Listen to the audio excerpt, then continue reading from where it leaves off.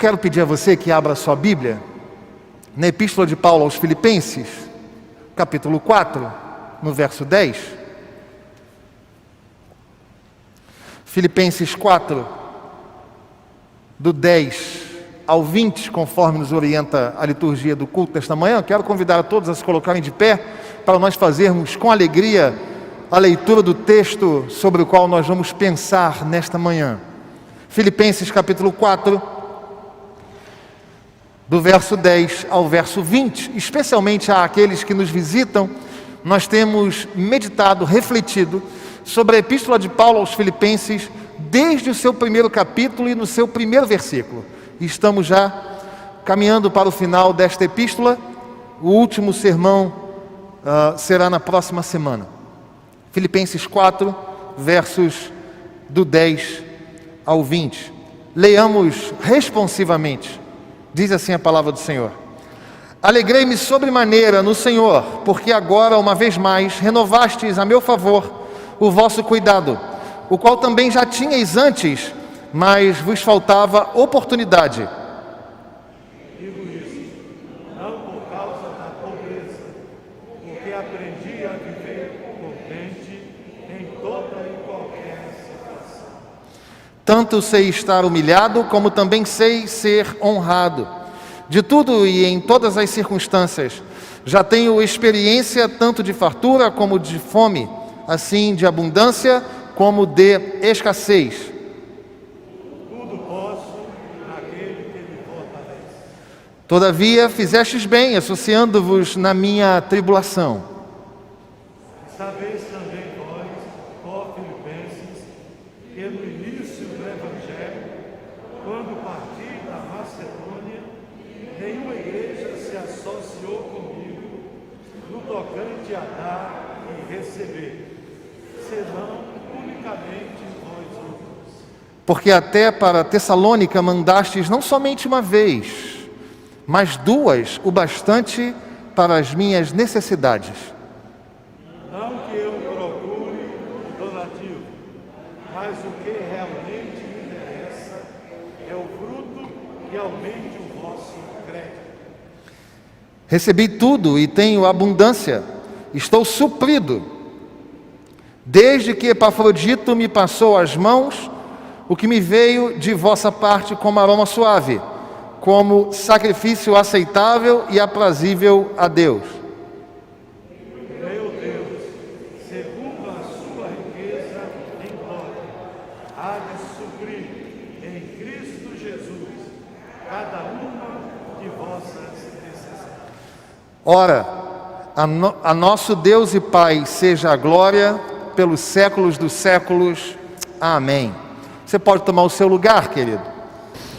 Permaneça com a sua Bíblia aberta, nós vamos meditar em Filipenses 4, do 10 ao 20. Então deixe sua Bíblia aberta, por gentileza. Vamos pensar um pouco sobre este texto. Já falei em outras oportunidades, eu gosto de cinema. Não sei se vocês conhecem o filme Terra das Sombras. Terra das Sombras é um filme inglês de 1993 e ele narra o encontro, o romance e o casamento de C.S. Lewis, o conhecido escritor C.S. Lewis, e sua esposa.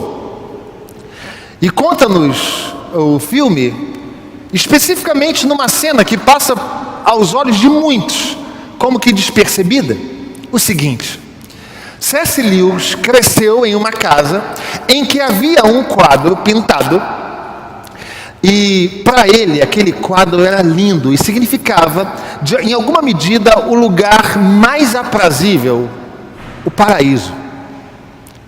E uma vez casado com sua esposa, ele faz uma viagem pelo interior da Inglaterra, com poucos dias de casado, para visitar este lugar. E chegando a este lugar lindo e aprazível, eles caminham e chegam ao exato lugar em que o quadro fora pintado. E ele chega a esse lugar e fala para a esposa: está bom, eu não preciso conhecer mais nada além daqui. Eu quero ficar aqui. Eu não preciso saber o que acontece, se há mais algum rio para frente, se há mais algum bosque mais à frente. Aquilo que eu estou vendo aqui já é para mim o suficiente.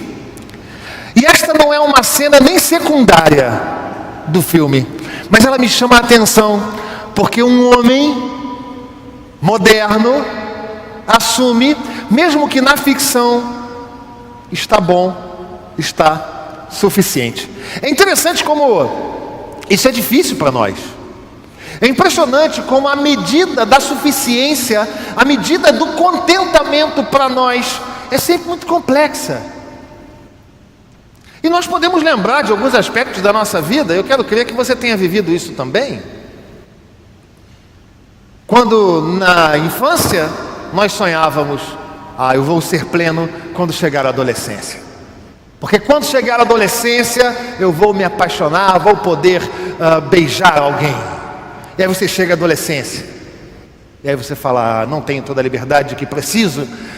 Um dia serei jovem. E quando eu tiver 18 anos, não, aí eu vou estar plenamente realizado. E aí você faz os 18 anos, continua morando na casa dos seus pais, e seu pai diz assim, você não se manda. Você ainda vive sob os meus cuidados. Aí você fala, não tem problema, eu vou me casar um dia.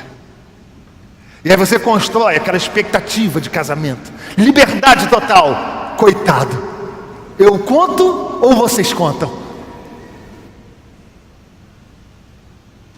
E a gente sempre projeta que a alegria, o contentamento, a felicidade estão na próxima curva, na próxima aquisição, na próxima formação.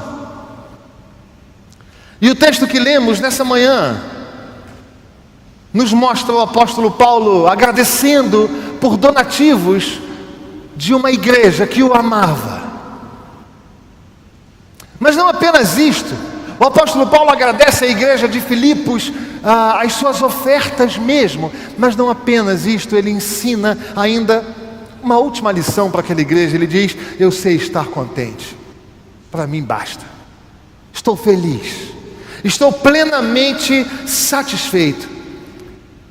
E no verso 11 ele diz, estou contente, aprendi a estar contente em toda e qualquer situação. E nós precisamos entender um pouco melhor o que significa esta palavra no grego. Porque contente para nós, da língua portuguesa, não é nem estar alegre, porque contente soa uma alegria muito assim, diminuta. Mas não é esta a palavra grega. A palavra grega é autarkeia. O apóstolo Paulo fala o seguinte, eu aprendi a estar autarkes. O que isso significa, pastor? Não entendi nada, eu não falo grego. Esta palavra significa o seguinte, eu estou pleno, eu estou autossuficiente, eu estou repleto daquilo de que preciso para viver. E apenas um pouquinho de contexto, os estoicos gostavam muito de autarkeia. Aquele povo que vivia de forma austera, afastado de paixões, com muita sabedoria no viver, eles achavam que a sabedoria e a felicidade estava exatamente no autarkeia, em estar cheio de si, pleno. E o apóstolo Paulo fala, eu estou autarkes em Deus. O apóstolo Paulo está falando para a sociedade da sua época o seguinte, vocês estão buscando felicidade? Vocês estão buscando alegria no autocontrole dos sentimentos? No caminhar equilibrado das emoções?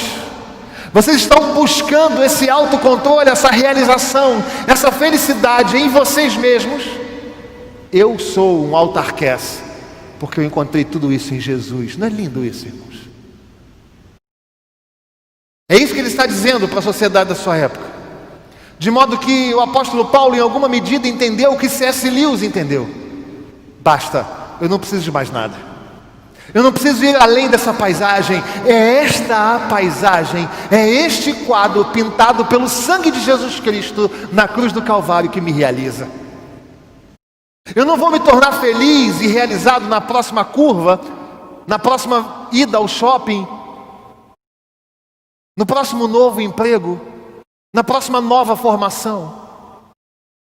Eu não vou ser plenamente feliz morando fora do país, ou vivendo experiências as mais diversas, me casando, me relacionando. Eu não vou ser feliz assim, porque é assim que os estoicos achavam que conseguiriam viver, equilibrando dentro de si os seus próprios sentimentos e expectativas.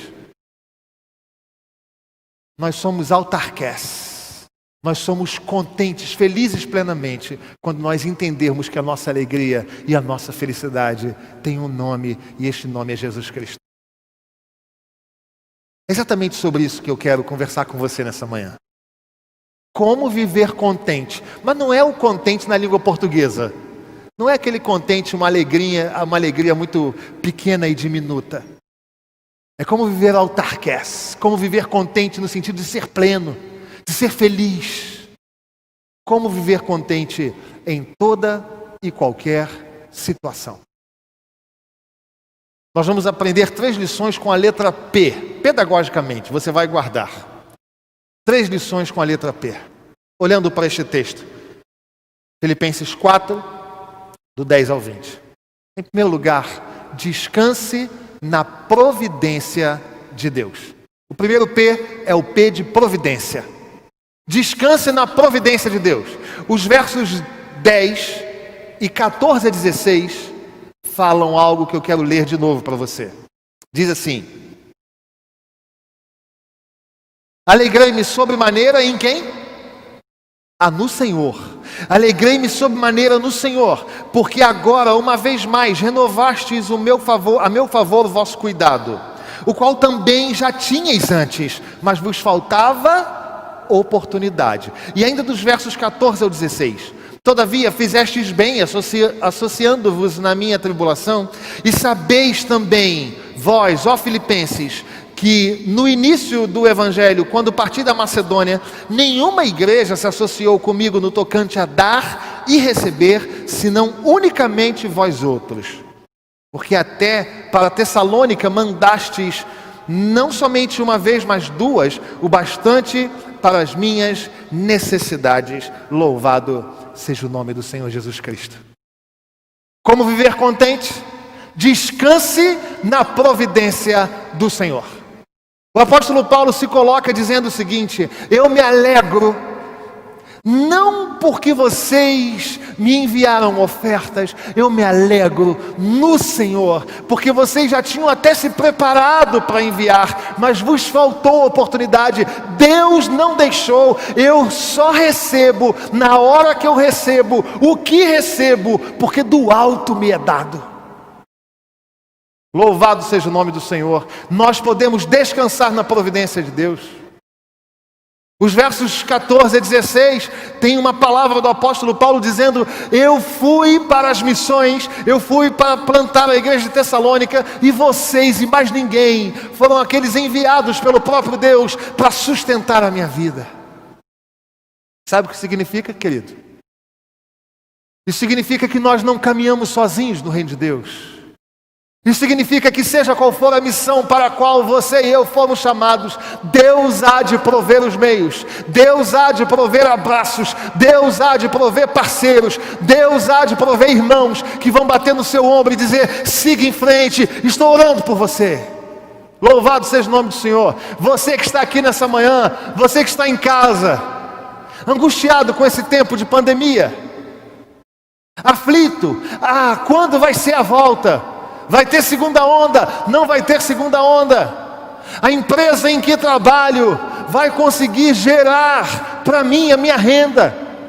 Meu irmão, deixa eu dizer uma coisa para você: não é a sua empresa que gera para você a sua renda, nunca foi o seu patrão, nunca foi o seu empreendimento, nunca foram os seus investimentos, antes foi o próprio Deus que mandou do céu toda boa dádiva e todo dom perfeito. Aleluia, louvado seja o seu nome. Ele é o Deus provedor, Ele tem cuidado de nós, Ele nos tem sustentado, Ele tem nos pegado pela mão.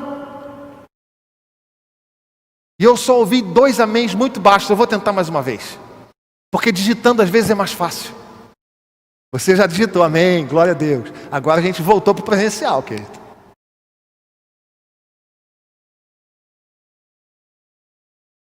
Deixa eu dizer uma coisa para você. Nós podemos descansar na providência de Deus.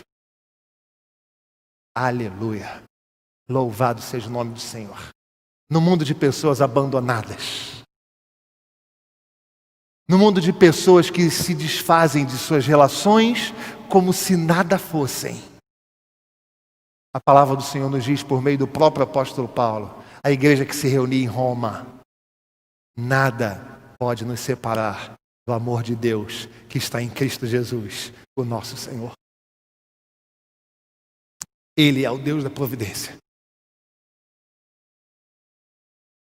Quero compartilhar com você uma experiência. Estou com a minha igreja. E mesmo você que é visitante, já é da minha igreja.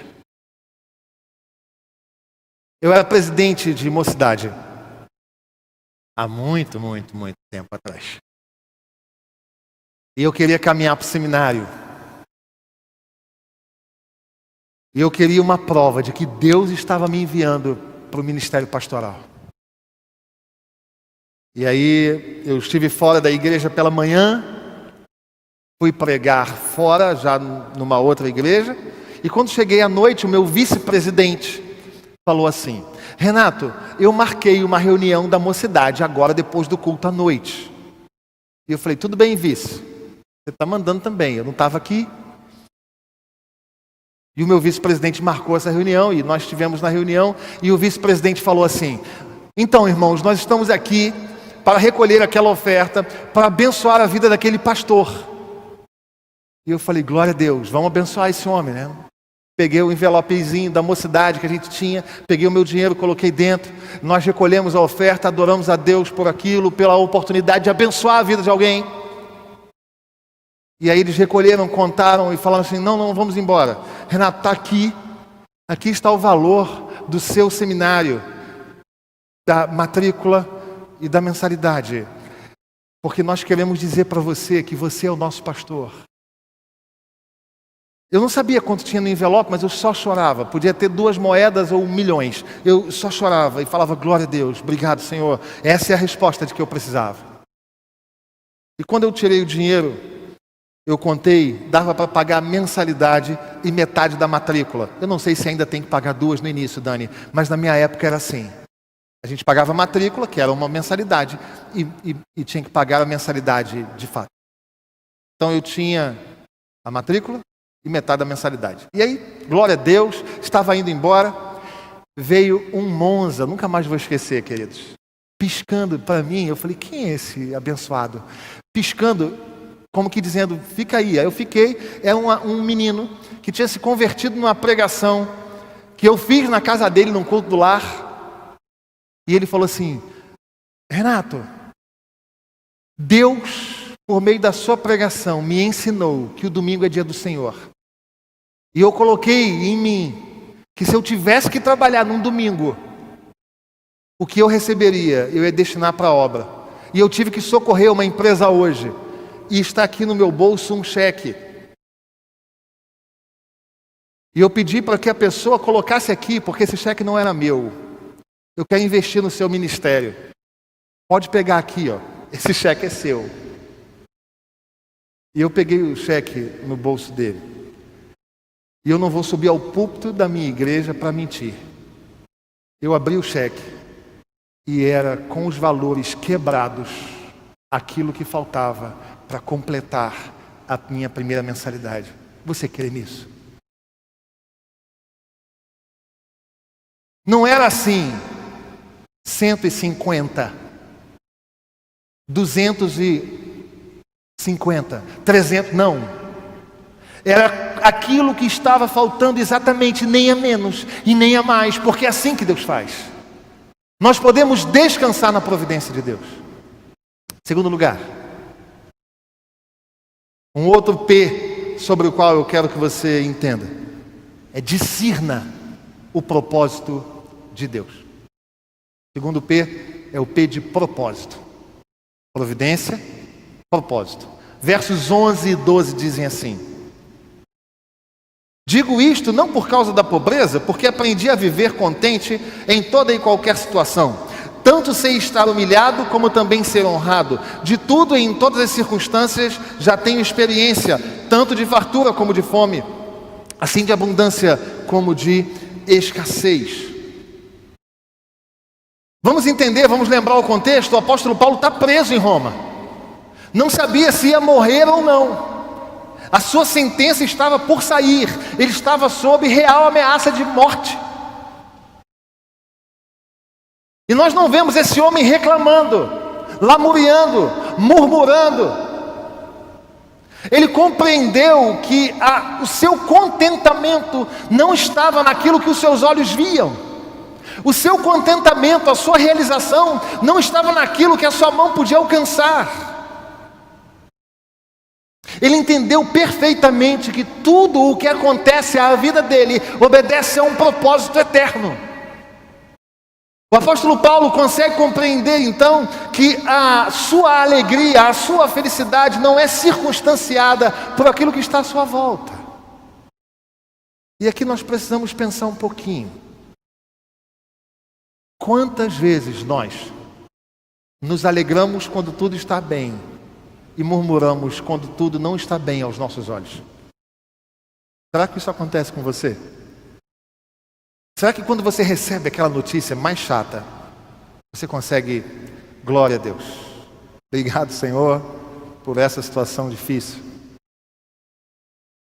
Ou será que mesmo sem falar, aqui dentro você não fala assim: logo comigo Senhor, logo com a minha família Jesus, logo Senhor, eu até entreguei o dízimo semana passada, eu sou membro da igreja, sou membro fundador da catedral. Eu tenho quase 160 anos. Logo eu, Deus. E nós que somos reformados, que declaramos a soberania do Senhor, por vezes declaramos no intelecto, mas não deixamos isso descer ao coração. Nós precisamos confiar na providência de Deus. Hebreus capítulo 13, verso 5 diz claramente: contentai-vos com aquilo que tendes. É como se nós estivéssemos querendo ensinar para Deus: Senhor, eu acho que esse propósito não está muito bom não. Era melhor se o Senhor fizesse aquilo que eu pensei para mim. O olhar se cruzou agora aqui. Fiquei pensando na Mari, na Mariana e no Gabriel. Tanto tempo namorando. Nós vamos nos casar em 2020. Quem é membro da igreja sabe a história. 2020, pastor, vai ser benção. Vai ser em junho. Junho? Mas e a pandemia?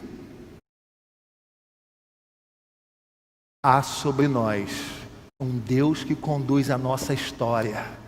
Vai acontecer quando o Senhor declarar que vai acontecer. Nós precisamos estar sujeitos aos propósitos eternos de Deus. Então calma aí, calma. Se você subiu à casa do Senhor com o coração aflito, apertado, não aconteceu ainda, não realizou ainda, não chegou ainda, Deus não abriu aquela porta ainda, calma. O Senhor não está sendo pego de surpresa no caminhar da história, no palmear dos tempos, não, queridos.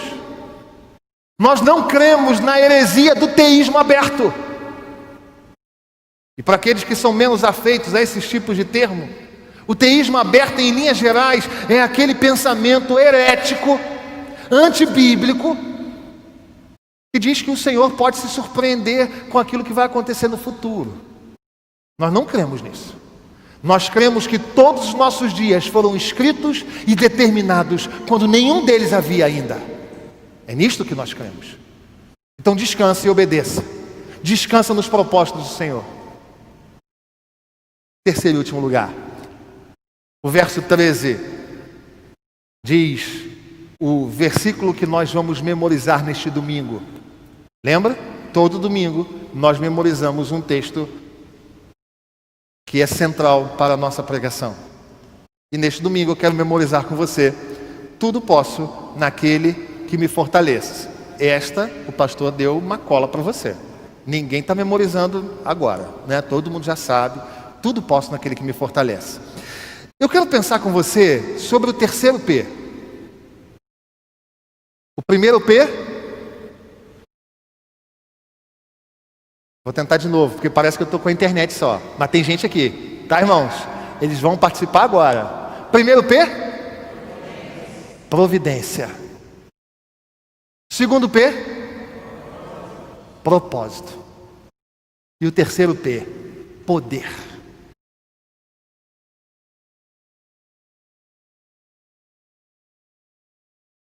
Revigore-se no poder de Deus. O texto diz: tudo posso naquele que me fortalece. Eu quero crer que este tenha sido o texto de interpretação mais deturpada na igreja brasileira. Porque é mais ou menos assim que as pessoas fazem. Vê se não é. Preciso trocar de carro. Vou trocar. Tudo posso naquele que me fortalece. Já ouviu assim?